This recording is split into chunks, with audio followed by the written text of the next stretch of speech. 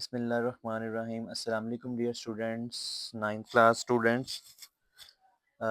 जैसे कि आपको पता है कि हम लोगों ने सारी बुक्स के जो है वो स्टार्ट किया हुआ है, उनकी एक्सरसाइज को देख रहे हैं, उनके शॉर्ट क्वेश्चंस को देख रहे हैं, एमसीक्यूज को देख रहे हैं।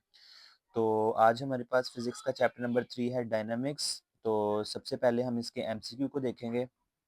फर्स्ट एमसीक्यू है when we kick a stone we get hurt, this is due to reaction.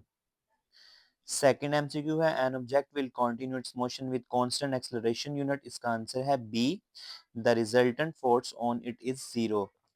And third MCQ है which of the following is a non constant force, electrostatic force. Student MCQ 4 जो है वो आप लोगों का पैक्टा की तरफ से कट है, इसका मतलब ये है कि ये पेपर में नहीं पूछा जाएगा, तो इसको हम लोग डिस्कस नहीं करेंगे। 5 वाला एमसीक्यू जो है वो उसका आंसर है 0 एंड 6 वाले का है C, Newton third law of motion. 7 वाला और 8 वाला एमसीक्यू जो है वो भी आप लोगों का कट है।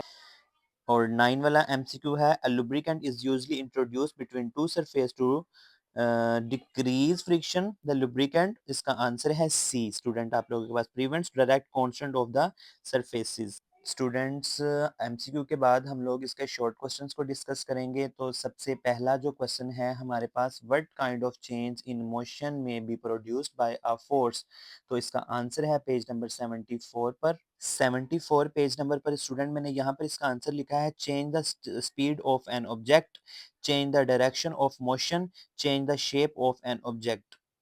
सेकंड क्वेश्चन है student give 5 examples of constant forces, तो इसका आंसर है पेज नंबर 53 पर।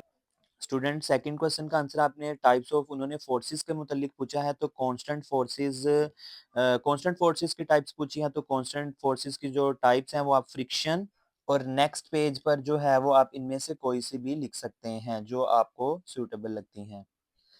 थर्ड क्वेश्चन जो है स्टूडेंट वो आप लोगों के पास है, an object moves with constant velocity in free space, how long will the object continue to move with this velocity. Student इसका आंसर जो है वो यहाँ पर एक शॉर्ट फॉर्म में हम लोगों ने लिखा हुआ है। तो इससे पहले मैं आपको ये बता दूं कि अभी हम जो है वो सिर्फ इसके क्वेश्चन आंसर्स के निशान लगा रहे हैं, इनको डिस्कस जो है वो एक्सप्लेनेशन के साथ जो है हम नेक्स्ट लेक्चर में इंशाल्लाह इसको डिस्कस भी करेंगे। तो स्टूडेंट शॉर्ट फॉर्म में आप इसका आंसर लिख लें, according to the Newton first law of motion on object moving with constant velocity in free space will continue to move with the same velocity unless actual upon by an external force. ये student इसका third जो है वो question आप लिख लें। इसके बाद स्टूडेंट इसका फोर्थ क्वेश्चन है डिफाइन इम्पल्स ऑफ फोर्स, इसका आंसर है पेज नंबर 75।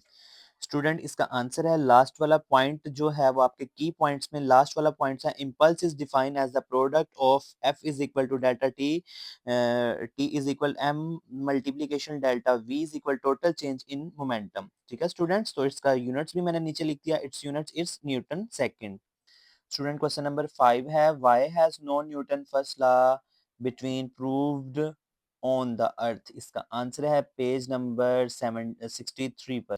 स्टूडेंट यहाँ पर जो है वो आप इसका आंसर लिख लें इसको 3.5 पर, on earth this law can not be proved because they are always external force acting an object such as friction, air resistance and gravity.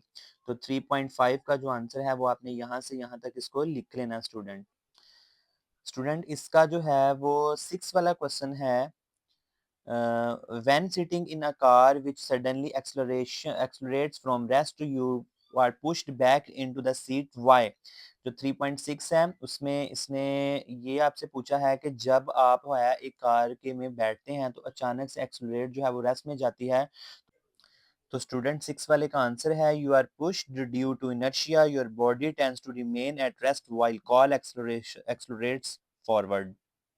उसके बाद स्टूडेंट आपका 3.7 और 3.8 पेक्टा की तरफ से कट है, तो इसको हम लोग नहीं डिस्कस करेंगे। उसके बाद आपका लास्ट वन क्वेश्चन आता है 3.9 define terminal velocity of an object, इसका आंसर पेज नंबर 75 इसी पर मैंने जो है वो लिखा हुआ है।